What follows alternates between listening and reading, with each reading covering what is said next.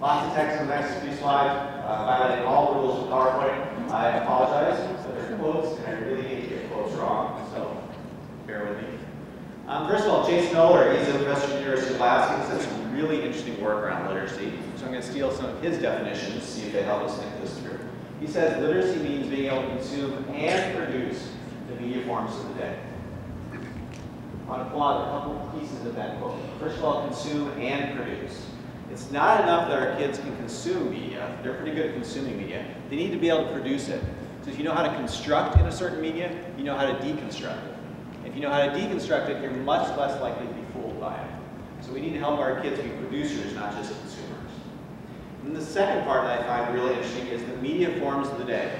I want you to take just 15 seconds and think to yourself all the different media forms of the day. No sharing, no talking, that's not what we're about, right? There's not me talking, but 15 seconds, just think of all the media forms of the day. Ready, set, go.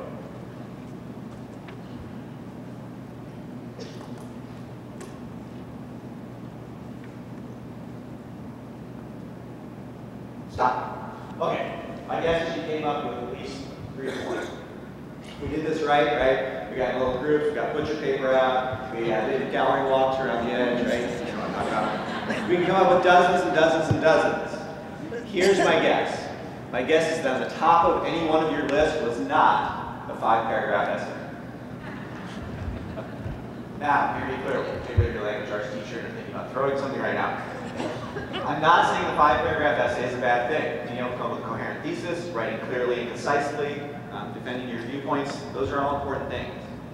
But if that's all we're teaching our kids in 2011, that's educational malpractice. Oler knows how to say, the fluent will lead, the literate will follow, and the rest will get left behind. When I talk about no child left behind, we need to talk about this. We are leaving many of our kids behind. We're ignoring the two literacy. Who else is talking about literacy as well? Not surprisingly, English teachers, NCTE, National Council of Teachers of English. Because technology has increased the intensity and complexity of literate environments. 21st century demands for literate persons possess a wide range of abilities and competencies. And I find this really interesting. Many literacies. Not literacy, capital L, which is I think what it was when I was growing up, when you were growing up. There was literacy. Now there are many literacies, lowercase. And then these literacies are multiple, dynamic, and malleable. They're constantly changing, and in fact, we change them ourselves. They're malleable. Social studies teachers, National Council of Social Studies. 21st century world is media saturated, technologically dependent, and globally connected. Is that true about this classroom? We live in a multimedia age where the majority of information people receive comes less often from print sources, and more typically from highly constructed digital images, complex sound arrangements, multiple media formats. And the money quote, quoting Howard Reingold from Stanford, in the 21st century, participatory media education and civic education are inextricable. Which means if you're teaching civics in your school and you're not teaching social media, you're not actually teaching civics. And the 2009 Horizon Report, I think this is the last one. Look here. Increasingly, those who use technology in ways that expand their global connections are more likely to advance, while those who do not will find themselves on the sidelines. We need to connect our kids globally.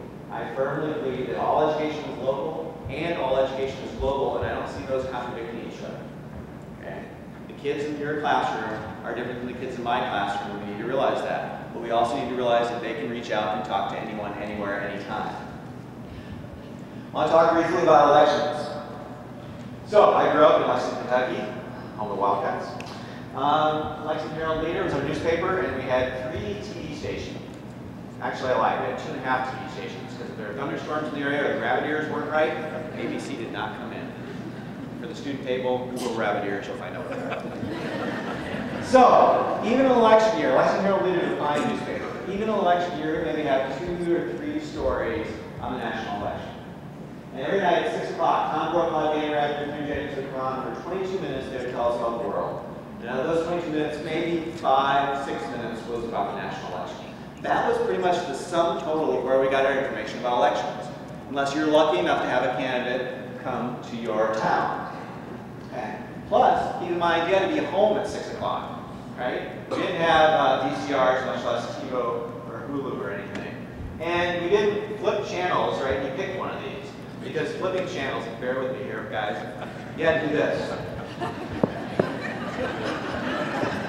Actually, it's worse because NBC and CBS were on VHF, and ABC was on UHF, so we actually had 2 dials you had to flip. So we didn't flip, right? Think about how elections are different now. Now we have this.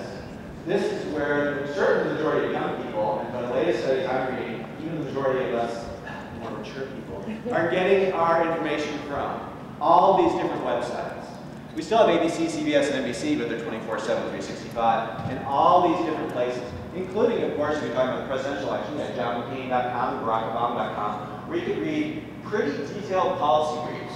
You can listen to audio and watch video from these candidates and really have a pretty good detailed idea of what at least they were saying they were going to do if they got elected. And compare that to, say, Ford versus Carter and how much we knew about their proposals. There is no comparison. No comparison to the amount of information you get. And sure, of course, there's spin in here. But that's part of the 21st century literacy as well, I think. Take a look at that graph for just a second.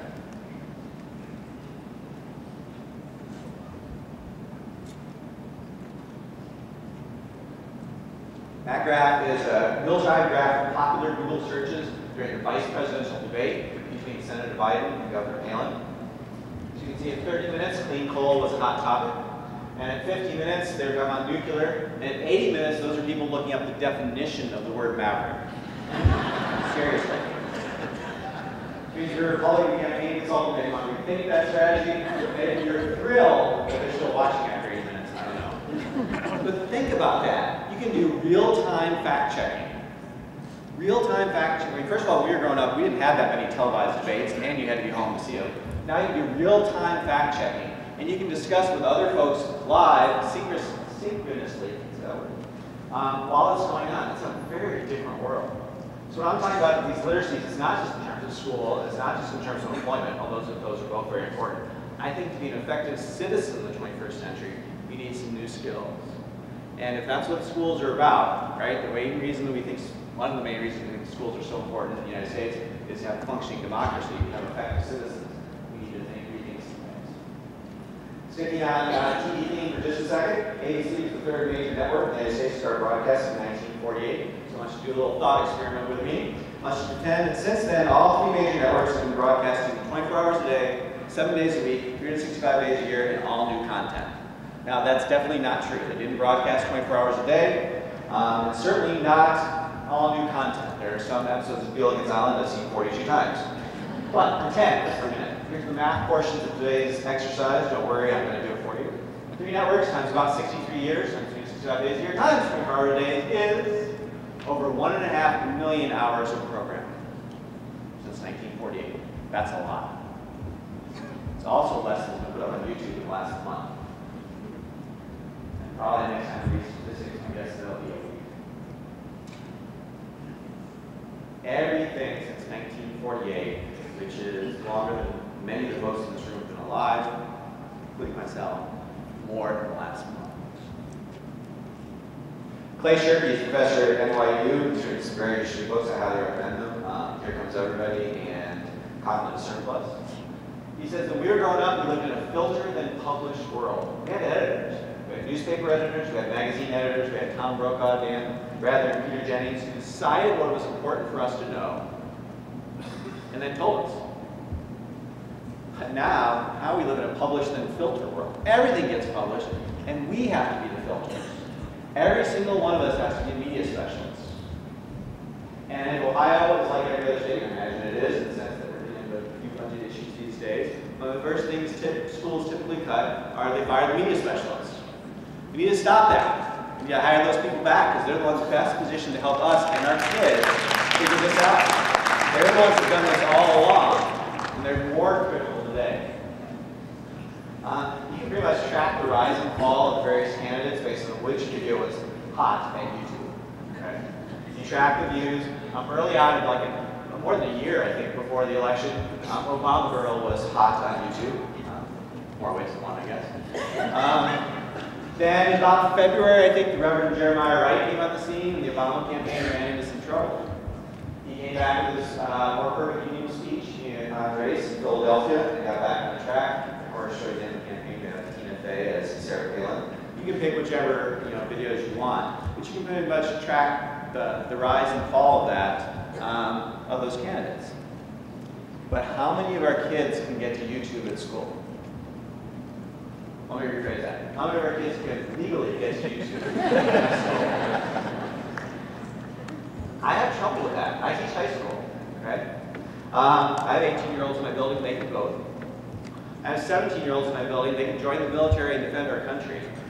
I have 15-year-olds in our building that drive 4,000-pound SUVs into our parking lot every day.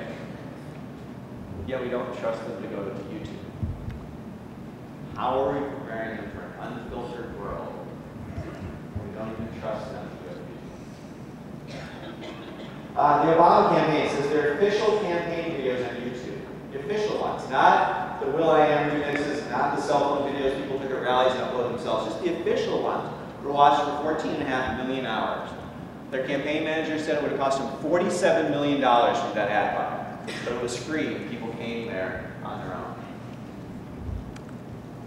Very different world. Even the Vatican has their own YouTube channel. Okay? The Pope's got his own YouTube channel. So let's see, now that the Vatican has given their blessing to YouTube, who does that leave? What do you think? I think, yes, public schools and the Taliban. Those are the only two groups that don't let you go to YouTube. You don't like a good company there. State of the Union speech, right? Every year the president does State of the Union speech. Typically watch that on TV. How many of you watch the enhanced online version? How many of you use the enhanced online version? Good. So, same live speech, video and audio of the president, but instead of just filling your TV screen, on your computer they had slides next to it. Not terribly well done slides, perhaps, but still interesting. It's very different watching this speech when you have this kind of graphic next to what he's saying, as opposed to just seeing him and the two guys trying to stay awake behind him.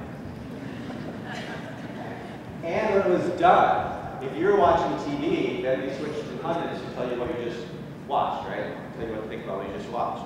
If you were online, then you had the opportunity to interact with senior level policy advisors from the Obama administration and ask them questions via Twitter and Facebook. And for more than an hour after that, they took those questions live. And yes, there's spin there as well, right? These are administration folks. They were expanding on what he talked about in the State of the Union. And the people who did that were actively participating in democracy, or at least trying to get their questions answered. What do you want for your students? Do you want them to sit back and have some pundit tell them what they just listened to and what they should think about it, or do you want them to actively ask their own questions? I think in the future of democracy we want this. And of course, lots of news organizations, this happened to NPR, said, help us fact check this.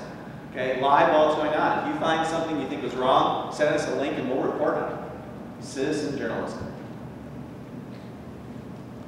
In addition, of course, we've had the Arab Spring over the last year. This is Tunisia, which kind of started it all off when this young man set himself on fire to protest not being able to get a license to sell fruit. Unfortunately, he died shortly after this picture was taken. That spread to other countries. This is Tahrir Square in Egypt. And I particularly like this. This is the social media area of Tahrir Square. It's hard to tell, but that's actually in the middle of that. Where this is how they got their word out to the world. And I love this picture because it looks like our wiring closet's about 2 days before the fire. And nobody is saying that this is a Facebook or a Twitter revolution. Okay, there are real issues, real discontent. But 15 years ago, 10 years ago, maybe 5 years ago, these revolutions would not have been successful because they couldn't have communicated with each other. They couldn't have reached out. They couldn't have gotten their message out. And now they can. And yet we ban most social media technologies in our school. In fact, from recent Time magazine, Secretary of State Clinton is trying to make sure that every diplomat who rotates to the Foreign Service is trained in social media. If our State Department thinks that every diplomat needs to be trained in social media, why are we blocking it in the schools? Why don't our kids deserve that same opportunity? Another question, what's the school learning to look like? Almost all factual information is a click away, right? We had to do this thing like, go to the library and look up stuff in books. Well, now we can click stuff, but you know what? Turns out clicking on stuff was still too hard. Most of you probably know that you can text Google. If you don't, now you do. You can text Google and it'll text you back an answer. You might not be as familiar with Cha-Cha. It's similar. You can text it. Or you can call Cha-Cha and leave a voicemail. The difference is that Google is automated. Cha-Cha actually gives it that farms out the Cha-Cha guy who searches the internet for you and then texts you back. So in other words, you can now outsource Googling. Just do everything yourself. But wait, apparently that's too hard too. So from the upper left-hand corner going clockwise, we've got the Google app for iPhone in the upper left-hand corner, where you can just speak your search term and it'll search for you, because texting was too hard. Going to the right, we have Google Goggles. Speaking was too hard. Now you don't even have to have your eyes open. You can just hold up your phone and take a picture of something, and it'll search for you. Coming down to the bottom right-hand corner, Wolfram Alpha pretty much does all of high school math and science for you with detailed steps. And then the lower left-hand corner is Siri. If you haven't played with Siri on an iPhone yet, you need to. This is basically a Star Trek communicator. We're really close. Okay, it's not perfect yet, but we're close. Certainly before our kindergartners are graduating from high school, we're there. Yet, how many of our schools ban cell phones? Our kids are carrying around devices that have more computing power than these guys had in their capsule. And we say, don't bring that to school. Don't learn with that. Keep that out of here. Power off when you come to school. They're not going to keep coming to us if we keep making insane decisions like that. Kids need to learn how to learn. Okay, it's not enough to say, yep, graduated high school, I'm set for life. Not going to work. Unless you can hit a 98 mile per hour fastball, all the rest of us have to keep learning. This quote was mentioned earlier today. Alan Toffler, the illiterate of the 21st century will not be those who cannot read or write, but those who cannot learn, unlearn, and relearn. Unlearning is a really big thing. Okay, we have certain mindsets of this is the way the world works, and the world doesn't work that way anymore. We need to unlearn them and relearn them. Constantly do that. And as Eric Hoffer says, in times of rapid change, the learners inherit the earth, while the learned find themselves beautifully equipped to deal with a world that no longer exists. That was kind of part of the inspiration for Did You Know at my school is I teach at a really good school. If any of you run into my principal, please make sure you say I mention that. But I was worried we were doing a great job preparing kids for 1985, a world that no longer existed. And I wanted to start a conversation about how we prepare for the world we're going into. We've always asked this question, what should students know and be able to do? And I want to modify that question. What should students and their network connections know and be able to do? Because here's the deal. It's still important to be smart. It's still important to know stuff. I'm not saying that you don't want to know anything. But if I know something and Russ knows something, but then I have a better learning network attached to me, then I'm smarter than Russ. Okay? In fact, Russ might even know more than I do. And I'm still smarter than Russ if I can reach out to you and Christian and David and a bunch of other folks. Okay? So we need to go global. We need to help our students develop those learning networks. And as the Partnership for 21st Century Skills says, there's a profound gap, not just a tiny gap, not just a baby gap. There's a profound gap between the knowledge and skills most students learn in school and the knowledge and skills they need to the 21st century communities and workplaces. Okay, and talk about the 4 C's, critical thinking, collaboration, creativity, and communication. I would add a 5th C in there, and citizenship, sort of apply there and allow their work, but I would make it more obvious.